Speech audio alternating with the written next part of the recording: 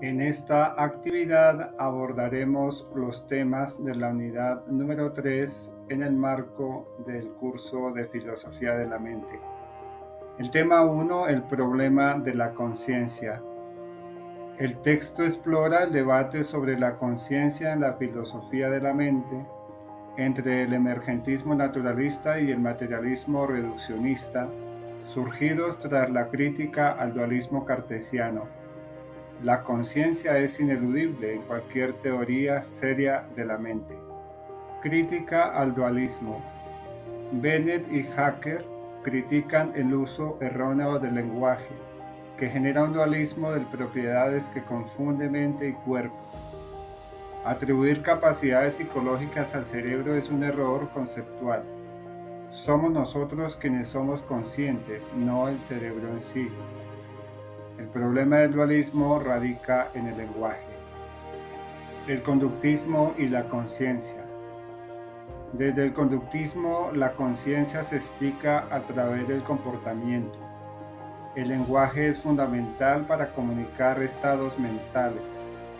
La conciencia existe, pero el problema dualista es causado por el mal uso del lenguaje. Emergentismo naturalista. John Searle basa la conciencia en la emergencia de estados mentales a partir del cerebro, sin reducirla completamente a procesos biológicos. La conciencia es una propiedad emergente del cerebro, con cualidades subjetivas y no reducible solo a términos físicos. El monismo debe apoyarse en la biología, no en la metafísica. Las cualidades de la conciencia, según Searle, son subjetividad, unidad, intencionalidad y causalidad mental. Materialismo reduccionista. Dennett sostiene que la conciencia es completamente reducible a funciones cerebrales y fenómenos físicos. La conciencia no tiene una subjetividad especial y las ilusiones sobre sus propiedades surgen de la complejidad biológica del cerebro. Rechaza el dualismo y el teatro cartesiano.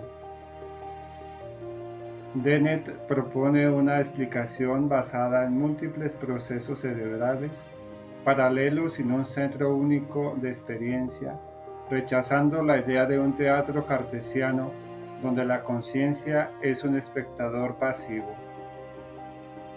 El debate central.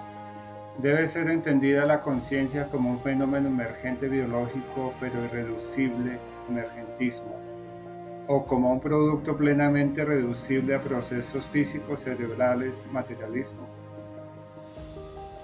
El rol del lenguaje. El problema del dualismo se ve profundizado por el uso incorrecto del lenguaje, según Bennett y Hacker. La claridad conceptual es crucial para abordar el problema de la conciencia. La conclusión de este primer tema, el debate sobre la conciencia persiste, con implicaciones significativas para la filosofía de la mente, la neurociencia y nuestra comprensión de la experiencia subjetiva. La conciencia sigue siendo un enigma central en la ciencia y la filosofía. Pasamos al tema 2, el problema de la intencionalidad, explorando la conexión fundamental entre la mente, el lenguaje y la construcción de la realidad social. Un concepto central en filosofía. La intencionalidad es un tema crucial en la filosofía de la mente y las ciencias cognitivas, intrínsecamente ligada al lenguaje.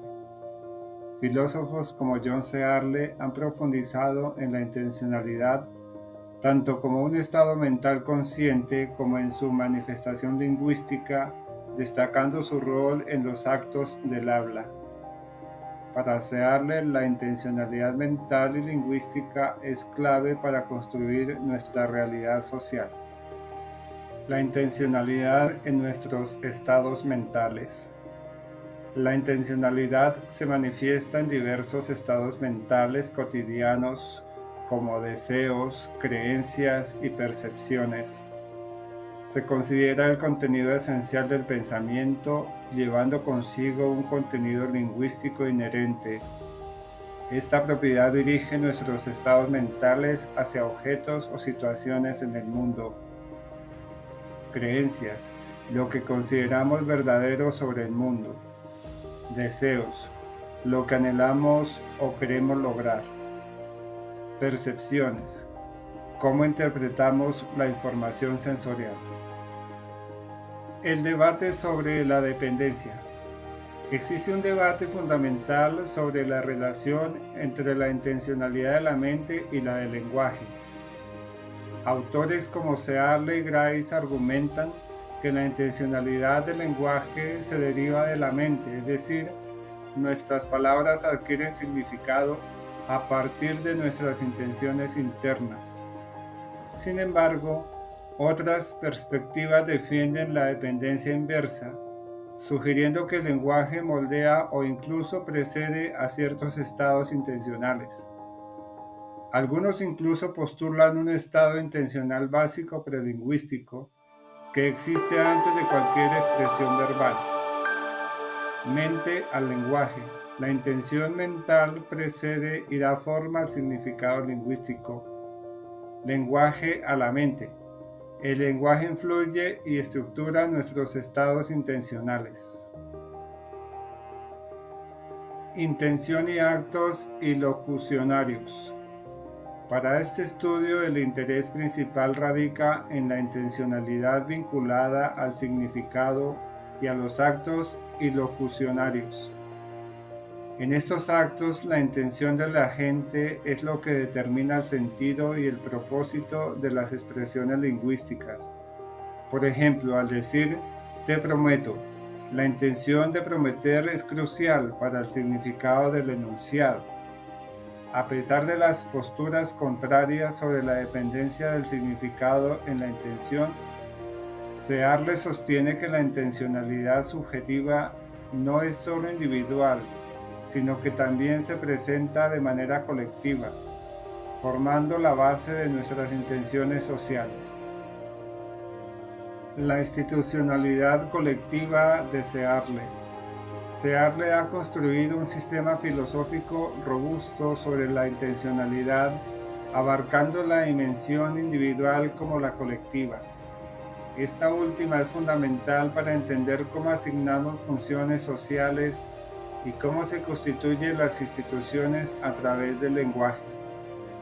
La intencionalidad colectiva nos permite, por ejemplo, reconocer una moneda como dinero o un edificio como un banco, no por sus propiedades físicas intrínsecas, sino por el acuerdo y la intención compartida de una comunidad. Es el pegamento que une nuestra realidad social. Searle define la intencionalidad como la propiedad intrínseca de los estados mentales que los dirige hacia objetos o estados de cosas en el mundo. Estos estados poseen características subjetivas, físicas y lógicas que son equivalentes a las de las representaciones lingüísticas. En otras palabras, cuando pensamos en algo, nuestro pensamiento apunta a ese algo, y esta capacidad de apuntar es lo que Searle llama intencionalidad. Es una característica fundamental de cómo nuestra mente interactúa y representa la realidad. La intencionalidad es la propiedad de la mente por la cual los estados mentales se dirigen a objetos o estados de cosas en el mundo. La sinceridad en los actos lingüísticos. Lucena subraya que en actos lingüísticos específicos como las promesas, la expresión de estados intencionales opera bajo una condición de sinceridad. Esto implica que para que una promesa sea válida, el hablante debe tener la intención genuina de cumplirla. Esta condición de sinceridad comparte la característica de dirección de ajuste con los actos ilocucionarios, lo que evidencia una relación derivada entre la intencionalidad y el lenguaje en la constitución del significado. La intención subyacente es clave para la validez y el sentido de la comunicación. Las conclusiones de este segundo tema. La intencionalidad es un pilar fundamental para comprender la mente, el lenguaje y la construcción de la realidad social. Desde los estados mentales individuales hasta la intencionalidad colectiva que forma nuestras intenciones, su estudio revela la complejidad de cómo interactuamos con el mundo y entre nosotros. La relación entre la intención y el significado lingüístico, así como la importancia de las capacidades de trasfondo y la sinceridad, son elementos cruciales que continúan enriqueciendo el debate filosófico y cognitivo. Mente y lenguaje, instrucción esencial. Realidad social, construcción intencional. Significado, derivado de la intención, y la sinceridad es una condición de validez. Tema 3. El debate fundamental. Contenido conceptual y no conceptual. Explorando las complejidades de la representación mental y la cognición. Dos posiciones fundamentales. El estudio de la representación mental se divide en dos enfoques principales, cada uno con implicaciones profundas para entender cómo procesamos la información y el conocimiento. La proposicionalista considera el conocimiento como proposiciones abstractas manipuladas simbólicamente. La mente opera con un lenguaje interno similar a la lógica o a la programación. La imagen mental propone que las imágenes mentales conservan propiedades del estímulo original.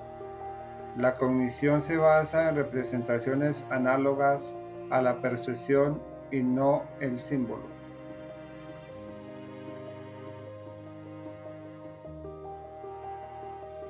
Jerry Fodor, la mente como computadora. Jerry Fodor propone que las explicaciones psicológicas son intencionales y los procesos mentales son informáticos. Para él, las representaciones tienen propiedades semánticas referenciales. La mente funciona mediante un sistema formal automático interpretado, realizando computaciones simbólicas. Postula un lenguaje del pensamiento como base de la cognición. McDowell, la percepción es conceptual.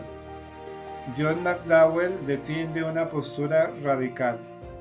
El contenido perceptivo ya es inherentemente conceptual y normativo. Para él no existen datos sensoriales puros o no contaminados por el pensamiento. La experiencia activa nuestras capacidades conceptuales. Ver un objeto no es solo percibir información sensorial, sino aplicar conceptos para comprender lo que se percibe. Esta visión implica que nuestra interacción con el mundo está siempre mediada por nuestra estructura conceptual, negando la existencia de una experiencia preconceptual. Dreyfus, crítica al conceptualismo y la percepción situada. Hubert Dreyfus critica al conceptualismo de McDowell como intencionalista, argumentando que ignora aspectos fundamentales de la experiencia humana. Crítica intelectualista, demasiado énfasis en la razón y los conceptos, descuidando la experiencia vivida. Percepción no conceptual, defiende que la percepción y la acción son en gran parte no conceptuales.